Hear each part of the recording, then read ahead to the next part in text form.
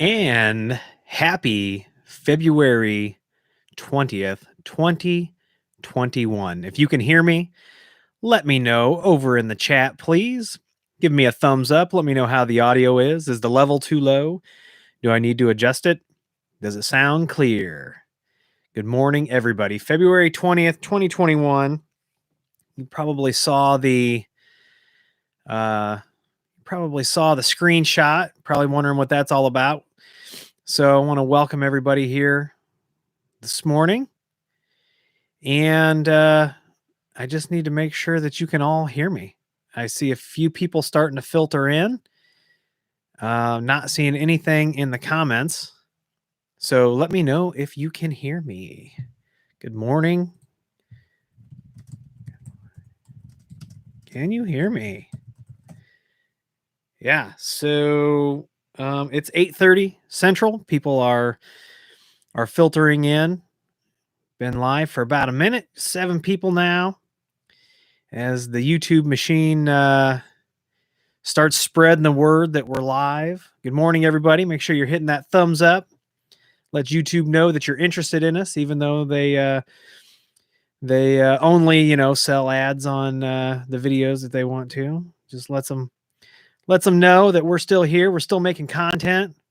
Still believe in the power of people and humans to pull themselves up with knowledge.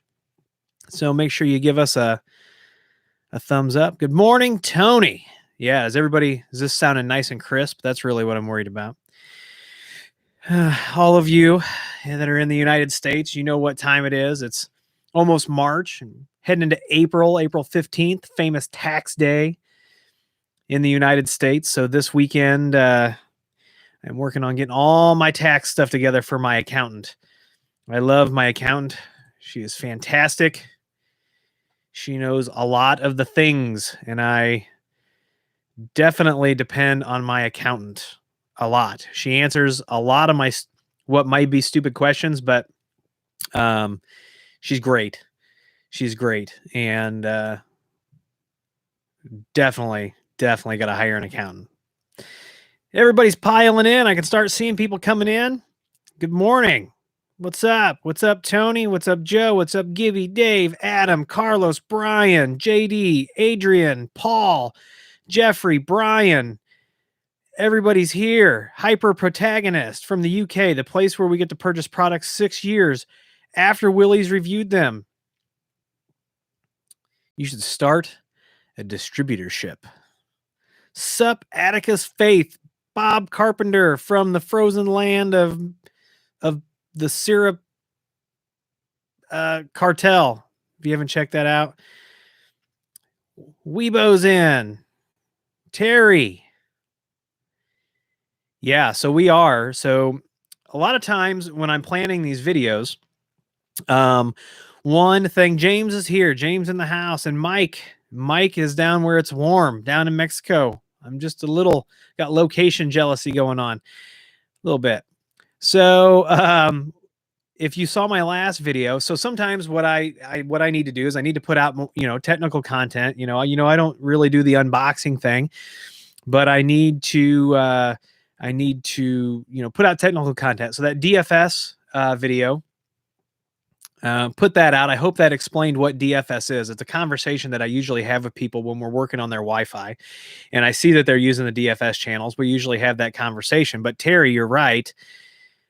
We do need a video on channel widths, and I do have a little bit of a design video, but I think I really need to go in depth on that. And it's not the design; it's cross vendor, right? When you start doing the design, it is cross vendor. It's not specific to one vendor or another. So, as you saw in the thumbnail, here are the hard drives. I want to thank Synology. By the way, I shipped back the UC3200. So I did my last video. I shipped that thing back. And the best $18 I've spent so far this week is having UPS come to my house to pick that package up, so I didn't have to load it into the car and take it to UPS, because that thing is awkward and heavy. And so it was super, super convenient. I think I'm gonna have to open a UPS account was talking to a couple other people, and they don't do enough shipping to have a UPS account, but I'm thinking I need to get a UPS account because we do a lot of shipping, which actually ends up with me being at the UPS store. Now, the UPS store has been great, and they give me discounts because they see me so much. But just imagine having the boxes here. UPS man knocks on the door, takes your boxes, and you're done. Or give them a code to the garage. UPS man can open the garage, take the packages, and go. I'm really starting to like the sound of that. But anyway, I shipped back that Synology UC3200, which is a great piece of kit, and we're using those quite a bit. But I reached out to my guy over at, oh my God, boxes falling. I reached out to my guy over at Synology. He's like, hey, they're still putting together answers. They're still reading answers. I'm not sure where they're at in getting us more official answers. I've seen some other YouTubers doing some videos about their hard drives. But I said, hey, man, like, I need to see what these drives are all about. I need to see what the people are freaking out about. So they sent me 4 drives, and I want to thank Synology for sending these drives out. And if you follow me on social media, the day I got them, I took a picture and I posted it, and I said, would it be a sacrilege for me to install these drives in a QNAP? And I was only about halfway kidding about that. But I mean, you get something like this, the tendency is to push it as far as it goes. So here is Synology hard drive. And I threw the box out that they came in, but they came in like a mailer box with a little bit of bubble wrap. 4 drives they shipped like this. They shipped them in these clamshells. And I'm like, oh, okay. First of all, they're like, if you can hear this, they're like extremely cheap. And then I start looking at the drives, and I don't know if you can see this, if this is going to focus for us here. Look at this. The packages were tore apart. I'm touching the drive. Part of this bubble mailer, whatever the hell this plastic clamshell is missing. So is this drive going to work? You can see there's a crack over here. The thing is, the outside box was okay. So, but I'm assuming that these things like tumble back and forth. That, or somebody at the warehouse was pissed off that they had to send these to me. And so they're like, we don't give about these drives, and just toss them in a box. So that's number one. This is a 12 terabyte. And now that you've seen that, how the shape the mailer is in there, let's take it out and take a look at it here. And so you can actually see, and it's actually not on this because this one's not in the bag. I mean, these are actually beautifully machined, and they are good looking drives. We all know they're Toshiba drives with custom Synology firmware. So this is the 12 terabyte. I would not be afraid of these drives. I honestly, here's the thing. Synology is getting into a bigger market.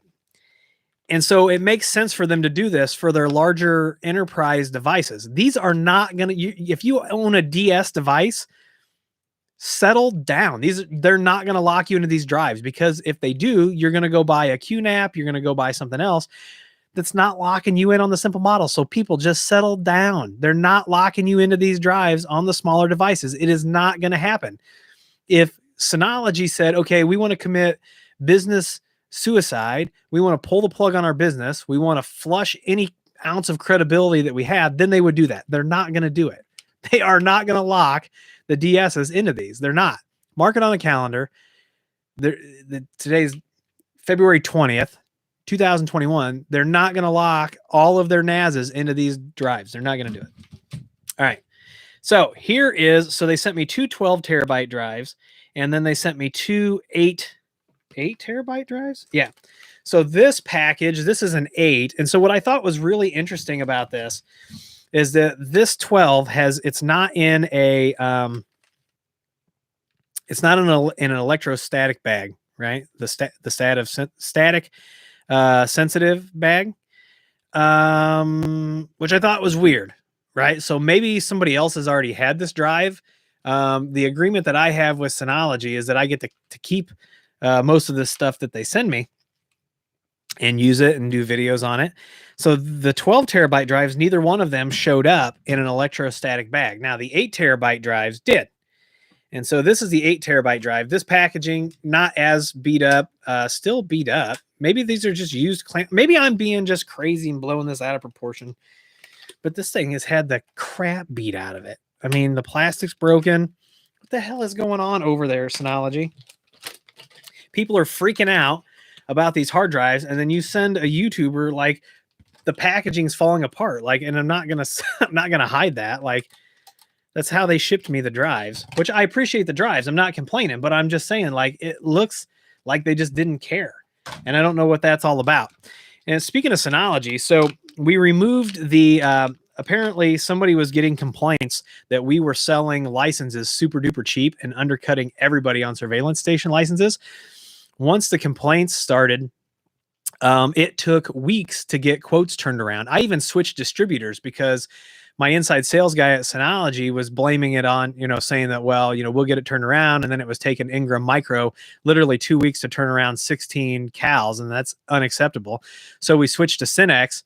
The same thing started out of the gate at Synex. So we have relented, and we're no longer selling those licenses. So here's what I'm going to tell you. If you're looking for Synology surveillance station licenses, don't try to get locked into a special deal. Don't do anything. Just go to Amazon. You're not going to hear me say that very often, but just go to Amazon and just buy the stuff.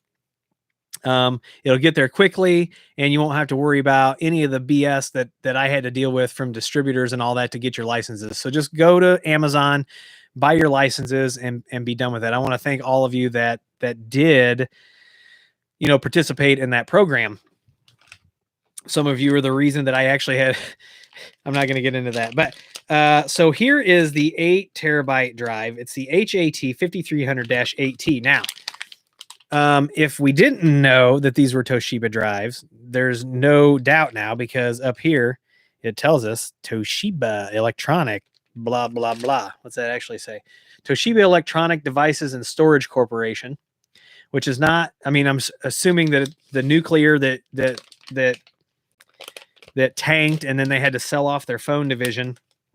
I'm assuming that that's separate, but it's the same. It's all one big thing. So let's open this. You know what this reminds me of? It reminds me of an MRE. And like if you've ever had like space ice cream, which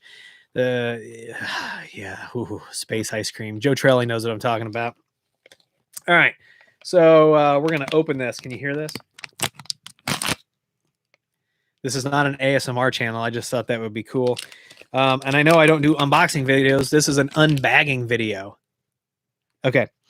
So, all right, here is the 8 terabyte drive. And look at this. The label is quite a bit different than what we are seeing on the 12 terabyte. Isn't that how people do this now? They just throw the stuff. So here is the 8 terabyte. And Joe, you can laugh all you want, but you know that you love freeze-dried ice cream as much as I do. Unky Joe, Tony, all of them, they all love freeze-dried ice cream as much as I do. All right, so here they are side by side, 12 terabyte, 8 terabyte.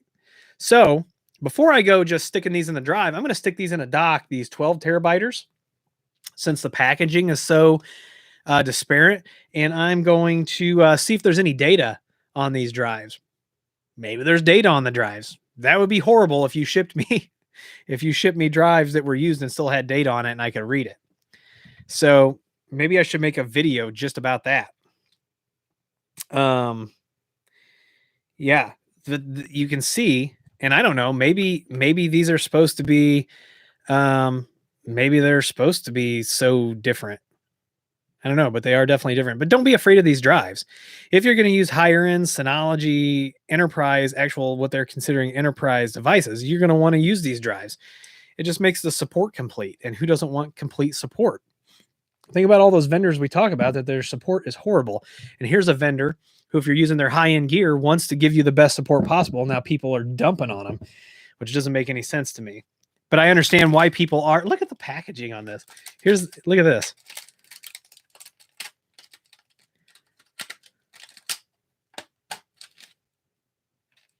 I actually hope these drives work, that they weren't like bumped around enough that I'm going to plug these things in and they're not going to work. Because it was like, I don't know if they had to go to Taiwan to get the permission for me to get these. Instead of spoons, I'm going to play the broken hard drive mailer. I'm giving Joe Trelli plenty of opportunity to get good stuff for the next trailer that we do. But yeah, these things had the crap beat out of them. Yeah. All right, over to the comments. Let's see. Bob says, forced to use DFS as I have hundreds of APs outside my front door. You can actually design around that, Bob, and not have to work inside a DFS. All right, let's see here. Yeah, everybody hit that like button for the YouTubes. Somebody says that they sent me seconds. Maybe they did send me seconds. Maybe I'm getting somebody's seconds. Insert word in front of seconds, and then, you know. Let's see. That would be hilarious, Evan, if I fired these hard drives up and there was a single text file in there that says hi Willie. That would be hilarious. That would take some foresight, wouldn't it? That would be hilarious. Ben says, when are your OpenSense videos coming? I'm very excited. So I am going to start those, filming those here in the next, in this coming week. I was supposed to get some out last week. Some weather things happened. My schedule got a little rearranged. So those are coming. The other thing is I've got those Cisco videos that are coming. I've got to get those knocked out as well. So watch for those very soon. I'm waiting for QNAP. QNAP shipped me their 2.5 gig and 5 gig adapter. So you're going to be seeing the videos on this 2.5 gig NAS as soon as I get that. That's exciting. Some people have been asking me how I like my Mac. And I got to tell you, like, for being the first MacBook that I've ever owned, I used Mac at work because I had to support it. But when you have your own Mac, you can do things with it that you can't do in a corporate environment. And I got to tell you, I should have done it sooner. Just to be honest with you, this M1 exceeds my expectations in every way. And if you saw the OpenVPN video where we did Tunnel Blick, I'm going to film a lot more videos on the Mac, when we start doing things multi-OS. People have been asking me, hey, how do you like the Remarkable? And the answer is, I love the Remarkable. You're not supposed to love things, right? But this has made me so much more efficient in my note-taking. I did order the Folio. The Folio showed up. Jim says, your Amazon link page can't be found. Well, that's no good. Did Amazon cancel me for something? Hold on. Let's see here. HTTPS www.amazon, because I just checked my my stuff this morning. No, it's there. Here, let me paste this in here, Jim. Maybe I've got my link wrong in the comments. Thanks for bringing that. Alonzo's in the house. Floppy seconds. That's hilarious. I love it. So here's the deal too. So real quick, back to the Remarkable. So I haven't taken a step back in time, but I've been doing a lot of phone system quotes and stuff like that. And I have explained it to the customers that, hey, I've got this, excuse me, dog hair, this great piece of kit that I'm using, and I let them know what it is. And I've actually been doing handwritten quotes, and knock on wood, all of the quotes that I've handwritten so far, we've been awarded the systems, which is great. So I'm going to do a full review on the Remarkable after I've been using it for a quarter. But here you can see the folder that I've got called Video Ideas. And in there you see the DFS, the 2.5 gig, and then just an ideas where I go in there. And it's really cool because you've got this pen with the eraser on it. What you can do is you just click this notebook thing, and it's like, hey, you want to create a notebook. So I click on yes. I want to use US legal template. Click create. And now you'll see it just lined the page, and I can literally, that's how quick this thing is. It's fantastic. And that is my schedule for today after we get off the live stream. So that's how my day is going to go. Maybe I do have to get on the treadmill because I can't let Joe Trelli beat me in a competition. I just can't do it. So remarkable, full review coming after I've used it for a quarter. But it's absolutely fantastic. If you want to have a foot in both worlds where you are still writing on paper, but that it is digitizing everything, this is so far the best tool that I found for that. Now, the only other thing is for the pen, you do have to have, can we get some focus, camera? Thank you. It's like it heard me. These are the tips that go in the pen, and you have to replace them every so often because they wear down like a real ink pen, like a real pencil, which is fantastic. This and the special screen is how they get it to feel like you're writing on paper. Admin Engineer says, I love the Remarkable 2. I'm on my second generation. Love the first gen. Love the second gen even more. Yeah, I'm excited to see what they do for the third gen because I don't know how much more you can improve that. Bob Carpenter says, your link works, but YouTube's embedded redirect is broken. Yeah. Interesting. Brian Murray says could be blocked by a pie hole. That is very, very possible. So a couple of other things that I wanted to talk about. I didn't want to do a full video on this, but if you've been reading around a little bit, there's been some controversy around Ubiquity's warranty and what Ubiquity has done. I'm not going to get into the minutia on this, just kind of the 30,000 foot overview, and feel free to talk about this in the comments, is that Ubiquity, if you buy directly from Ubiquity, from their store, if you buy directly from their store, you get a 2-year warranty. If you buy, and this is the United States, I should clarify that this is the United States. If you buy directly from Ubiquity, you get a 2-year warranty. If you buy from a Ubiquity partner, an authorized reseller, you only get a 1-year warranty, and it can actually be less based on when you purchase things. So there's some controversy around that. So you can go out and you can look at that. And I just kind of thought that it was really kind of weird. So let's talk about OpenSense. So I redid the config for the 4-port. So I've got to get kind of an advertising video put out here in the next couple days about Protectli, because I do have a deal with them where you can order a 4-port. It comes with a config, a username, password, which most of the installations don't. If they just install it, they ship it to you, and then you have to set up interfaces and all that stuff yourself. So the 4-port, they got a couple packages, and I don't make any money on it unless you buy consulting time from me. So I'm not making anything off this. But I just thought we need a package out there where the customer can order this. It's ready to go.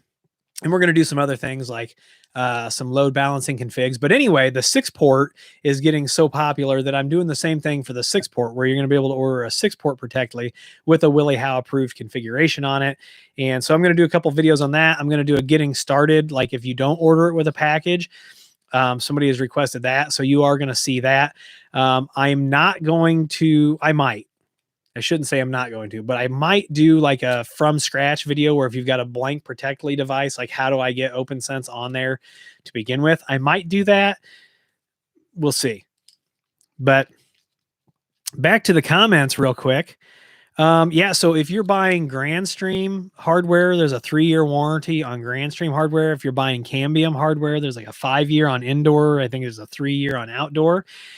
So everybody in the industry is getting really great warranties, except for who. So what's the difference between pfSense and OpenSense? So Joe, I did a whole video on that. OpenSense releases updates faster. It's got a different menuing system and has a different community. And the OpenSense community will welcome you with open arms, whereas the pfSense community sometimes is full of a bunch of arrogant, elite, whatever you want to call them, and I'm just not down with that. So in fact, like the CEO of the company, when I made a video about me running it on Protectli, And I talked to somebody else who's into PFSense big time. You can probably figure out who that is. I'm not going to mention names, but I was like, dude, this guy came on my Twitter and he attacked me and all this other stuff. And he's like, oh yeah, they basically, while they provide the open source version of PFSense, they don't want you running it on anybody else's hardware. So the owner, the CEO or whatever was trolling me on Twitter, and he ended up going back and deleting all of his tweets because he ended up being technically wrong. And I think he had settled down a little bit, but it was just kind of funny. And I just can't, it just sours it for a lot of people. Let's see. Yeah, the problem with Amazon. So, Joe Trelli with Cajoling Technologies is in the comments, and I would like him to comment a little bit on this. And what happened to Joe is he ordered a Ubiquity switch off of Amazon, and he did not get a Ubiquity switch. And it was actually shipped by Amazon. So, Joe, can you tell us a little bit about what you got in the box? He actually sent Tony and I a video and Unky Joe a video. And Unky Joe's in the house. Unky Joe, my wife thinks it's hilarious that every time we talk about having a meetup of the YouTubers that I volunteer your house in Texas, but I think we all agree that the dude with the swimming pool should be the one hosting the party. It just makes sense to me. Like, I think the rest of us will kick in for adult beverages and food and stuff like that. But I just think it's fair that the dude with the swimming pool hosts the get together. And wouldn't that be a hell of a live stream over the weekend? Oh my God. Get us all together and with all of our vices and all that. Woof, and the wives and the significant others taking over. But Joe Trelli, please tell people in the comments what you received instead of a Ubiquity switch that you ordered from Amazon. So Dave Robertson asked, Willie, have you tried Protectli's LTE modem? I have not. They've not sent me one yet. I have tried their UPS, their battery backup, and it works great. And you can power your Protectli devices for quite a while with that. Yeah, Unky Joe, what's the status of Texas? I do feel sorry for people in the southern states. And I don't, it's not cool that we are, I'm not trolling them. It's not cool that other people are trolling them right now because they are literally totally unprepared, and their livestock, their way of life is totally unprepared for things that some of us get yearly. And I mean, here, we keep salt by the 50-pound bag, the snow blowers just a few steps away, heavy coats, never, they're always in the closet right by the door. And people in the southern states totally not prepared for what just happened to them. And so, yeah, so Cajoling, Joe over at Cajoling says, I got a no-name 2005 dented dirty switch in a box with no packaging. So when Joe Trelli orders this switch on Amazon, which was supposed to be a Ubiquity switch, he gets this box. There's no packaging. The switch is rolling around in the box, bouncing around like a freaking pinball machine inside this box. It's old. It's dented. It's dirty. It's got all these problems, and it's supposed to be, and this is shipped directly from Amazon. So Unky Joe says, I love the Synology router, just no VLAN support. So I have been pushing Synology hard. I'm like, dude, I've been telling my guys, like, the software is so solid. I need VLAN support, and I need you to take that pretty router software, put it in a 1U appliance, give me some 10 gig ports, and you will dominate the market. I also need a CSM for SRM where I can control all my routers from. Synology is literally one step away from being able to take over the router market. Like, if I knew how to program, if I knew how to do this stuff, like, I would volunteer to do it. That's how much I love the Synology router software. And how powerful it is. Give me a box that is more powerful. We will tear it up, Synology. We will show some of these other companies, what would be geez Louise. Take that Synology router that's in a 1U platform and pair it with some of these other devices, and you've got a killer network. Yeah. So let's go back over to the comments right here. Jerry Scroggin says northern Louisiana is still shut down for a week, still frozen this morning, but thawing out. Yeah. Bob Carpenter says Mother Nature sadly messed with Texas. Oof, Bob, that's cold, bruh. Morning from Minnesota, Mike Johnson. Unky Joe says this is our first day having water since Sunday. That's rough. And yeah, Unky Joe agrees. The router is one of the best ones on the market. Why we still use it and we integrate it. So, let's see here. Synology have failover, can do 50-50 with a second WAN connection. Terry, so yes, the Synology router can have a second WAN connection. Yeah, party at Unky Joe's farm. I'm down. Everybody should be down. We're going to fly down there and we're going to party for a weekend.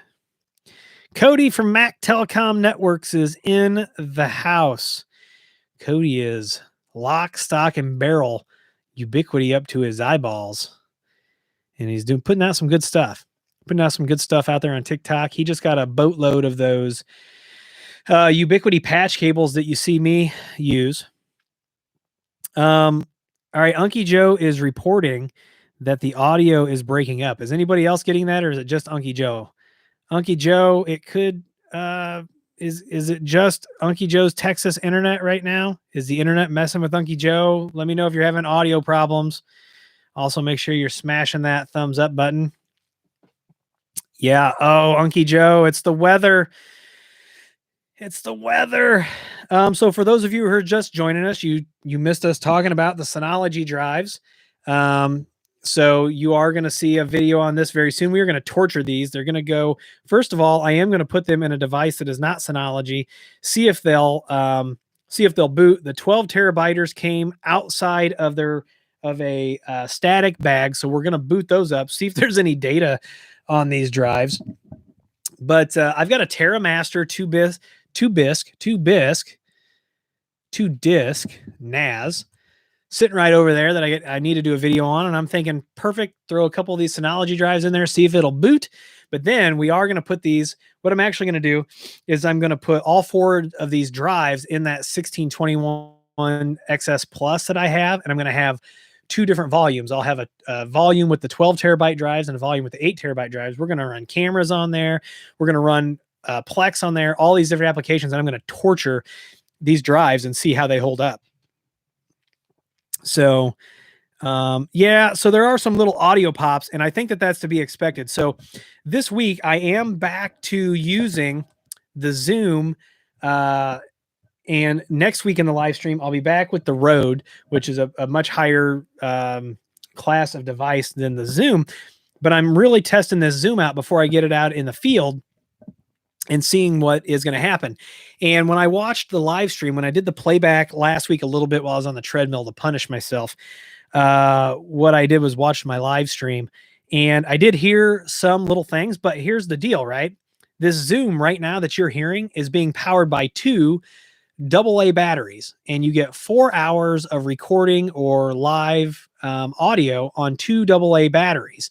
And so I'm assuming that running this thing on AA batteries and it's powering this mic, you can also provide phantom power with this device using AA batteries. So we are asking this thing to do a lot with AA batteries. Now it is DC, so it's much more efficient than AC, right? But I'm still asking this thing to do a lot on AA batteries. So I'm assuming that the quality there, that there's going to be some issues, but I want to know that before I get out in the field with this. Back to the comments this morning. Shortly after I wrote no problems, I started to get a few random digital artifacts and the sound sounding like my digital console losing the sync. So the thing is, right? So I am sending this live stream. So there's a lot of components to this. Think about this. This is what we talk about when we talk about how networks are bigger than us, that we're part of the network. So what's happening is this thing right here. This is a Canon EOS M50. And it is using a USB cable that goes down to my video production laptop. And there's a special driver on there that lets me use the Canon M50 as a webcam and go past 30 minutes, which there's used to be issues with that, right? So we're taking it from this camera.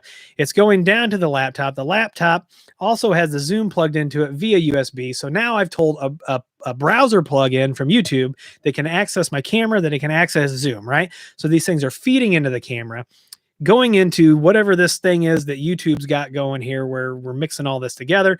It's going into the computer software, down this little cable, out to a switch over there. It's going from a switch to another switch to a router, out through my ISP, out to wherever the heck YouTube is. And then YouTube's taking this content and it is like redistributing it magically to all of you, where you're almost all probably seeing this in near real time. Now I've figured out that there are probably some things that are staggered. And the reason that I think this is because when I sign off at the end of a live stream, it takes people, I've seen people in a live stream for as long as 5, 6, 10 minutes after a live stream has ended. So the only thing that I can think of is that those folks are still seeing content that is behind, because who's sticking around after the live stream's over, right? So there's just some weird, things happening, and it takes a lot. It takes a lot to bring this. The technology behind it, like 100 years ago, we'd have been burned at the stake as heretics, So it's amazing that we are where we are. We are at, these tools make our lives easier, and that's a whole other conversation. We are in the greatest times ever, I believe. Anyway, off the soapbox there. Do you know anything about configuring IPSec between PFSense and a USG? I can't manage to get it to link even with the phase 1 and 2 setup with multiple VLANs. So Michael probably perfect forward secrecy or dynamic routing messing with you in that case. And I see this a lot when you're doing IPSec between disparate vendors. So check your phase 2 and see if PFS is enabled on one side and not the other. If PFS, perfect forward secrecy, is enabled on one side and not the other, then either turn it off or turn it on. Now PFS does rekeying automatically. I would probably use it. You've seen some videos where I've turned it off. That's a lab environment. Real world, I'm probably going to run PFS if it's not causing problems. And then also check your dynamic routing. I think that the USG has that enabled by default. So check those two settings and those may solve your problem. All right. Let's see. Somebody asked me if I was going to get Starlink. I do not plan on getting Starlink at the moment. We'll let everybody else do their reviews. We'll let the service get a little bit better. $99 a month is kind of expensive for me to be in a beta program. I don't typically pay for beta hardware. Okay. Admin engineer says, I went without power at my house from Sunday to Thursday, ended up hardwiring my 10 kW generator into my breaker panel. It got me by. So if you've been following me for a little while, you know that we put in a whole office, whole house generator for the business in preparation for bringing everything out of the cloud into our own stack. And damn, are we learning lessons. So the company that is the reseller for this particular generator brand did not spec a heated oil pan plug, which would keep the oil warm. And we had some really unusually cold nights. Every morning, if you want to come have coffee with me at 5:30 a.m., I'm outside taking the trash out to the curb, but I'm also waiting to hear my generator kick on, because it exercises every Monday at 5:30 a.m. A couple weeks ago, when we got some super unusually cold weather, it did not kick on. I gave it 15 minutes. It did not kick on. And at 5:45, I'm like frantically texting an electrician going, hey, generator's not kicking on. And it turns out that this is a known problem with the whole house gen sets in a certain size range, and that you need that heated oil pan plug because the oil basically turns to syrup and the generator can't kick on. So knock on wood, we've been lucky. We haven't had any power outages and needed the generator. Because I'll tell you, and my electrician talked me out of this, but back in December, we got down to like 26 degrees before it really started getting cold. And I know that's not cold for some people, but our whole street was out. Miles of people were out, and I went outside to look around, and I'm literally the only house with lights, and I damn near felt guilty about that. And the electrician was like, don't feel guilty about that. You paid for that. Like, you were prepared. But like now, like, this thing it's not usable because of this. So we are getting that and going to get that fixed.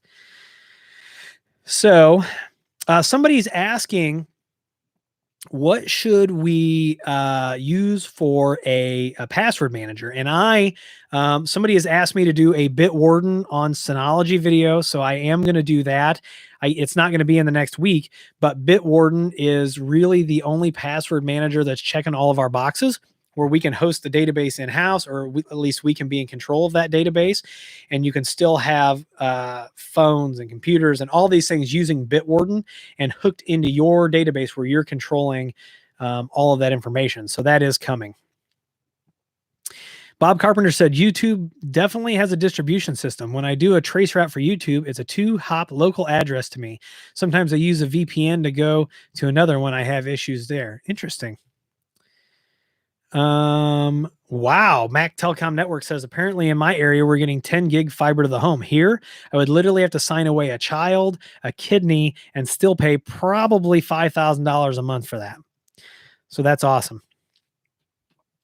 Unky Joe says, I have a generator sitting in my shed. Well, there's only one thing you can do about that, Unky Joe, and that's get the generator out of the shed. Pro tip. I'm just messing with you, buddy. Let's see. Theo says 35 days without internet after the derecho. Is it pronounced derecho or Derico? I don't know. Really has me considering Starlink. Yeah. Yep. Unky Joe says, luckily the power was only out for about 8 hours. Yeah, but any power outage, your house gets cold and then you got to heat it back up. And I've seen all kinds of videos down there in Texas where people's home sprinkler systems to protect their houses they've like the pipes have frozen and are busting, and I feel bad for people. It's freaking horrible. Tony from QuickTech says, agreed. Thought about Starlink as a failover ISP. However, I can get 1 gig fiber for $75. Doesn't add up. Yeah, and you really got to think about who the target market is for Starlink. And it's not those of us who have easy access to cable or fiber or things like that. This is kind of like a last mile thing or a redundancy thing. And I'm in a couple WISP groups on Facebook, and I think it's hilarious because some of the people who are talking the most trash about Starlink are some of the ones who have the worst customer service. And those people that have bad customer service, that treat their customers like crap, that don't want to have faster service and think that they know what's best for the customer, those are the ones that Starlink they're going to eat their supper all day long. And that's how life works. If a customer is telling you, I want to be able to stream 4K movies, and you are literally saying, no, you don't need to stream 4K movies. Well, guess what? That customer is going to find somebody who's going to let them stream 4K movies, and you're going to lose a customer. And when people are mad, they tell 20 people. When they're happy, they tell like 3. So, back to the comments here.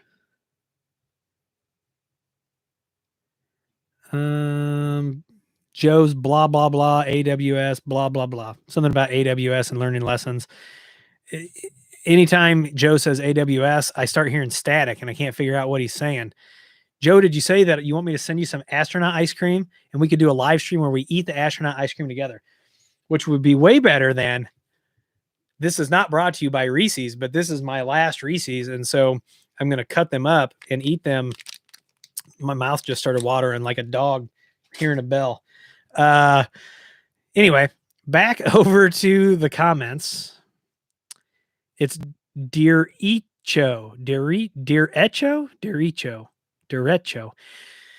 Yeah, Unky Joe, we've got a fireplace here too. So if you were with me last year, we had the fireplace guys come in. They fixed some fireplace problems, and we still haven't burned in the wood burner, but we're getting ready to do that. I've just got this like ideal thing in my head, right? Where it's my wife and I, we're sitting on the love seat, the fire's burning, we're knocking one back, the dogs are asleep at our feet, the kids are at peace doing whatever, and it's just like this like 2-hour relaxing thing where you sit there and you talk, and it's just real. It's none of this technology stuff. It's just two people face to face. It's amazing. And that's this romanticized thing that I have in my head about the fireplace, and I'm going to make it happen. Gibby says, using TunnelBlick VPN, it's connecting back to Grandstream Open VPN, and I get IP. I don't know, Gibby. That's something we'd have to look at. Hughes Starlink will definitely beat out HughesNet. It's a totally different type of system. We're talking about low orbit satellites. Yeah, Unky Joe, if I can do anything for you, let me know, man. I'll definitely help you out. Russell Gunn says regional users, especially here in Australia for Starlink. I did see some complaining in an Australian forum that I'm in about the price of Starlink, but I mean, you can complain about the price, but if you need it and you're going to use it, then you're going to pay the price. So SatVision says, do you know if Protectli has a multi-gig hardware? So here's what I can tell you about Protectli and their new hardware. So they've got boxes that now have faster, newer processors. So you can check those out, the new i7s, the new i5s. But they do have 10 gig hardware coming. They're not going to do multi-gig. I was talking to Brent, the CEO, via email. We were chatting, and I said, look, people are excited about multi-gig, about 10 gig, and he goes, we're not doing multi-gig, but we are going to 10 gig. So Protectli has 10 gig gear coming out. Hopefully I'm going to get my hands on it. So yeah, Mike, our generator is installed, and yes, Joe, you and I have too much fun talking about our inner fat kids. So yeah, everybody hit that like button. Let YouTube know you're interested in this live content. Back over to the comments. Starlink data caps, but if it's all you can get, yeah, I don't know if there's going to be that or not. Willie, does anyone do fiber GPON? Yeah, that's a lot of your fiber builds are going to be GPON, the passive optical network. That's the most efficient design sometimes. And so you're not going to probably see a YouTube video on it because it takes a lot of money to do it. And they're a lot of those ISPs and fiber companies, YouTube's not their market. I have a guy who does directional boring and owns an underground construction company. And I tried to get him to start a YouTube channel. I don't think he's going to do it, but I'd like to tag along with his crew for a day and kind of show people that. I also like to, my ISP here, I'm consulting with them on their GPON network using all Ubiquity gear down in Florida. And if I get to fly down there this year, all the gear is going to go with me, and we're going to have some video. Greetings, everybody. Let's see here. Hey, Willie, what's up? Pretty good, John. Hope you're doing this morning. All right, so put your network questions in the comments. I'm going to show you a couple things. So Joe Trelli said his mouth started watering when I did this. That's going to be my treat for running on the treadmill and being good all day right there. But the other thing is I'm going to do a video too on some free open source collaboration tools that I found that I really like. And I actually took a screenshot and I need to post it because I call it Schrodinger's whiteboard, because on the left-hand side of the screen, there's this toolbox and you can't move it. And it's, gives you a different tip on your pen, and you can change the fill style and stuff like that. Well, you can drag your cursor and you appear to be able to draw underneath the box because you hit the box, there's no line. You get to the other side of the box and you can see a little line, right? So I took this and I shared this with Tim, and I was like, look, it's Schrodinger's whiteboard. And so we can only assume that the lines are actually underneath that toolbox, but we don't know for sure, right? So, yeah. So, yeah, James and I have mastered that GWN 7000, which is the Grandstream router. And, we do a lot of open VPN with that. James and I take a little bit of a different approach to it, but both of our approaches work. So, hey, John says, is it a good idea to upgrade the Cat 6 cable to Cat 7? Probably not. Right now, probably not. Let's see.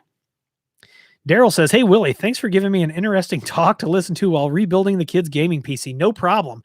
Keep your eye out for the podcast because it's going to be coming out too. The podcast, I'm going to have guests on here. I'd love to have like Cody from Mac Telecom Networks, of course, all the Tech Quartet, other creators that are out there. I want this to be the year of collaboration. So we're going to talk about things. We'll do video when it's appropriate, when we can. It's going to be awesome.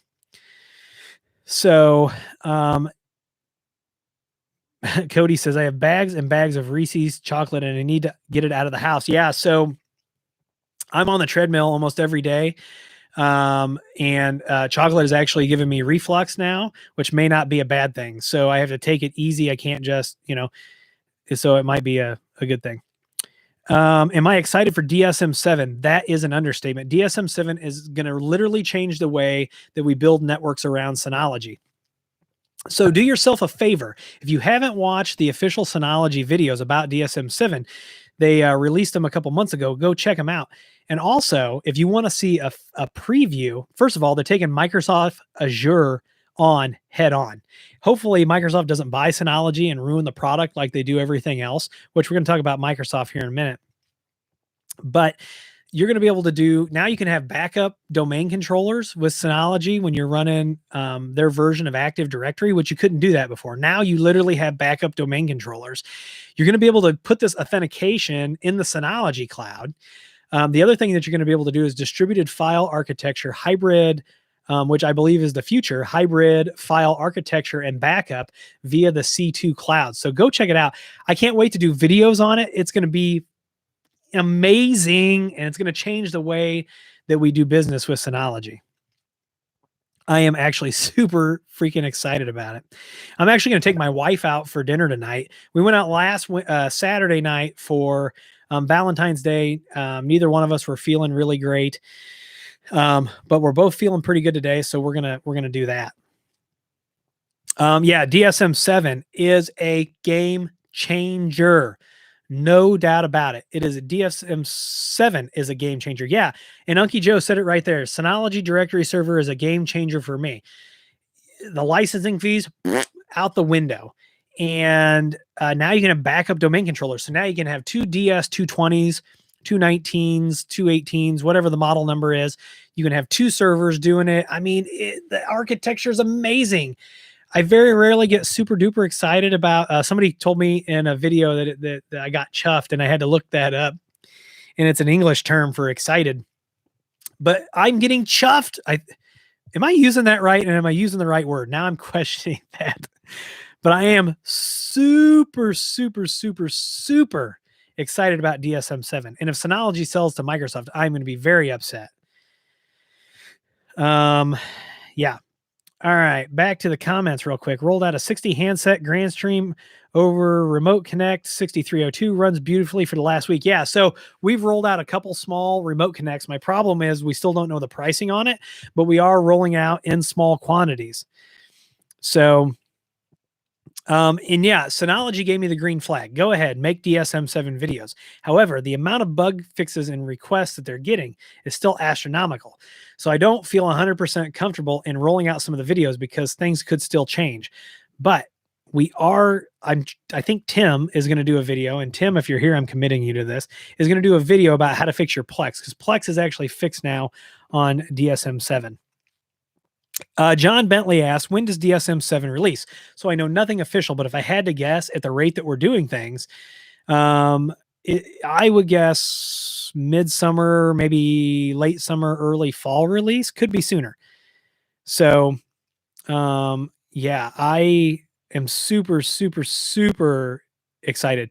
Unky Joe says, is there a way on the Grandstream PBX to monitor Asterisk at the command line level? Yes, there is an API, Unky Joe, and you can enable the API, and then you can get directly into Asterisk using the API.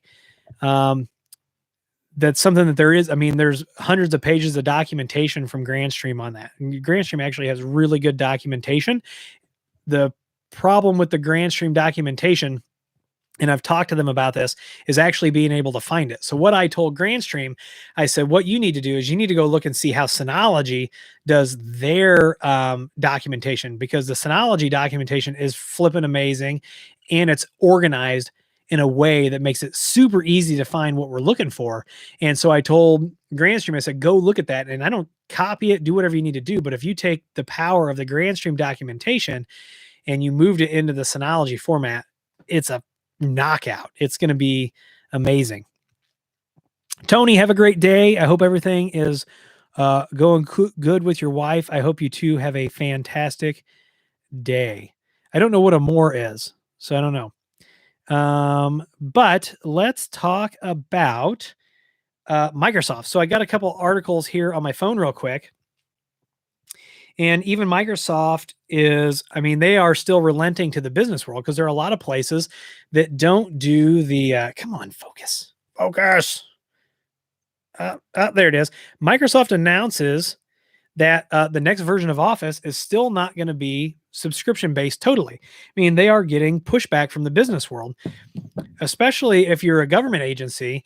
The way that you can the way that you can budget is different than private businesses. So government agencies can sell bonds or sell debt. But what that debt can be used for, and now I'm only speaking for government agencies that I understand, which is mostly Illinois government. Which, do I really understand Illinois government? Maybe not. But I understand enough of it to understand what I do, if that makes sense. But anyway, what you can do is you can sell debt and you can sell bonds, and that's called capital dollars. And what you can't do with capital dollars is you can't put operational expenses. So something that would be an operational expense is now how Adobe, you can't purchase and own Adobe. You rent Adobe monthly. You cannot use capital dollars for that expense. And so when you buy Microsoft Office, you can use capital dollars to buy it if it's not that recurring monthly fee, which Office 365 is. And so, but other businesses operate on this same premise. And so Microsoft knows if they're like, nope, you can't buy Office anymore, they're going to lose a ton of users. So they're not ready to pull that carpet out yet. I'm sure, hopefully I'm retired by the time that happens. I'm sure it is coming because there are some people believe that everything, insert word here, as a service is the future, which is stupid. And we should be fighting against that. Not everything needs to be as a service. Not everything, you need to be able, if you are working and you are making money and you are buying things with your money, you need to be able to own those things. And so whatever is a service is a model that's going to make companies tremendously rich and keep people. To me, it's a way of oppressing people. So I'm just going to be honest with you. I think that model oppresses people. It oppresses small business. And there are big players who have a direct hand in that. It oppresses people. It keeps people poor. It does all kinds of crazy things when you have to do things as a service where people can't own things. And it's absolutely ridiculous. But Microsoft for now is relenting. I don't know if I'll upgrade my personal machines or not. So whatever you think about that, let me know about that. And then the other thing is, so Apple has a new, look at this, like this is Bush League stuff over here. MacBook Pro M1X Performance just leaked. And so they've got a new processor coming out. It's after the M1. It's going to be like the M1X. And this is the thing that like cracks me up. I don't understand some of this stuff. People have good senses of humor, but the new M1X chip is going to have 12 CPU cores. And check this out. This is what they call it. And this is why, like, whatever. Featuring 8 high-performance Firestorm cores and 4 efficient Ice Storm cores. The naming on this stuff, it's just like Linux engineers have a great sense of humor. The tool grep and finger and like all these things. Like, anyway, check that out if you're interested in that.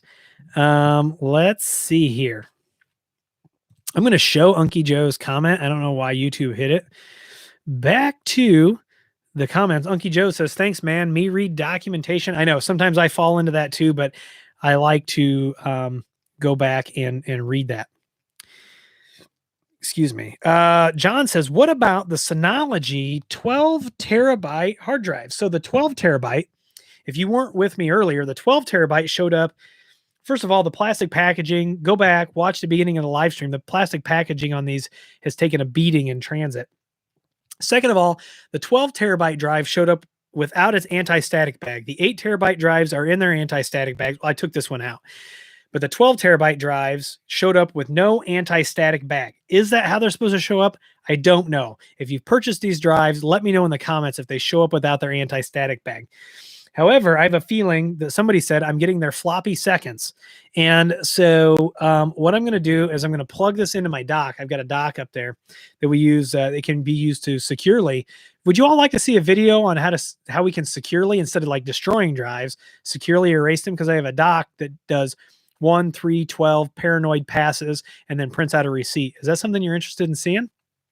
But I'm going to plug this into the dock and see if there's any data on this, since it appeared to show up used. So yeah, but the problem is, so as good as some of these comments, and Cody just said it in the even the Unify Ethernet cables come in anti-static bags. That is the most ridiculous thing. When I saw those, when they shipped me those 6-inch Ethernet cables, and they each showed up individually wrapped in anti-static bags, Ethernet cables and anti-static bags, it's a flex. That's what that is. That is a flex from Ubiquity. It's a Starlink dock. I thought I could see it from where I'm sitting on the shelf. It is a Starlink dock, and then I bought the receipt printer that plugs into it, and I've got all that stuff. And when clients want their drives back and not destroyed, we use that. We provide the receipt, charge $10 to secure wipe a drive. They get the drive, they get the receipt. I sign off on it that the drive is zeroed out and you can't recover data. So the hookup is in the house. The hookup just released his Unify 6 configuration videos. I need to do a video, and he's got some good content over there. And I run into a lot of people that watch your videos and create NOT networks. And so I need to do a video on what an NOT network is. And then, so we talk a lot about that. And maybe you and I could do a live stream, some sort of something together, and we could have a rational, calm, professional sparring session about NOT, IoT, EOT, all these acronyms that are floating around.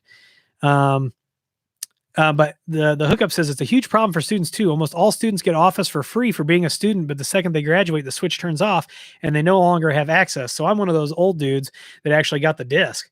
Like my college gave me the disc and then, well, my first college. And then when I finished college, it was all a digital download. Believe it or not, I still have it. There's no support for it, but I do have it. And Unky Joe says that he uses Outlook's Office 365 because if they have the government must deal with it. Yeah, it's a pain. Somebody said, I just got Unky Joe, I got 2 6-terabyte Iron Wolf to upgrade my DS918 Plus. Yeah, that's going to be awesome. I thought you were going to tell me about anti-static bags. StarTech. I don't know what I said. StarTech. What did I say? Did I not say StarTech? Did I say StarDeck?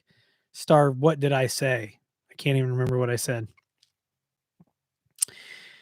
Starlink. I got Starlink on the mind. If SpaceX goes public, I will not miss that IPO. Let's see here. Yes to the dock. LibreOffice. It's not as good. Yeah. Believe it or not, this computer that I'm on right now does not have Microsoft Office, has LibreOffice. My wife wants to hit me over the head with it. My wife, don't tell anybody, she's a Microsoft Office certified specialist. And so our entire infrastructure runs on Office. She hates LibreOffice. If I'm buying new to do Cat 6 ends, would you recommend the ideal crimper, but the ends are all the same? If they're going outside, put dielectric grease on them. Let's see here. Starlink. Everybody's saying I said Starlink. Yeah. Oh yeah. So Unky Joe says that his Iron Wolf hard drives did come in anti-static bags. It doesn't surprise me. SoftMaker Office. I've heard that that's good. So, Peaceful Chaos says, I'm moving away from everything Microsoft, Google, except only going open source. That means you can't use QNAP. You can't use, so you're going to have to use FreeNAS, which is not, there's some proprietary stuff in there too. So let me know what you're going to use. Maybe we should do a video on that. Like, can we go wholly open source? Mac Telecom Network says, I wouldn't use pass-through ends if you're using outdoor. So I agree with that. I agree with it and I disagree with it. If you agree with it, or my disagreement is if you use dielectric grease, which by the way, if you're doing anything outside, it doesn't matter whether you're using pass-through or not. Pro tip, use dielectric grease. You just should. It prevents corrosion, creates sealed connections. I've got a picture. Go back on my Instagram and go back to, I think, last summer sometime. And you're going to see a picture of a box where I say, think I found the problem. And there's this Ubiquity tough cable with a, it's got a connector on it. And I can't remember if it's pass-through. I don't think it is pass-through. I think no, it might be pass-through. Anyway, go check it out. But you'll see it's corroded and it looks like a scab on there, and it caused all kinds of chaos to ensue. And so I had to teach that person to use dielectric grease when you're doing outside stuff. So yeah, you have to use, you don't have to do whatever you want. I'm just going to tell you, when I do outside connectors, I'm putting dielectric grease in there. So yeah, that is kind of kind of how it is. So this is February 20th, 2021. I want to thank you all for being here. I see a lot of familiar faces. I see some new faces. I do appreciate each and every one of you. And I do have to take the time to tell you that, because I really do.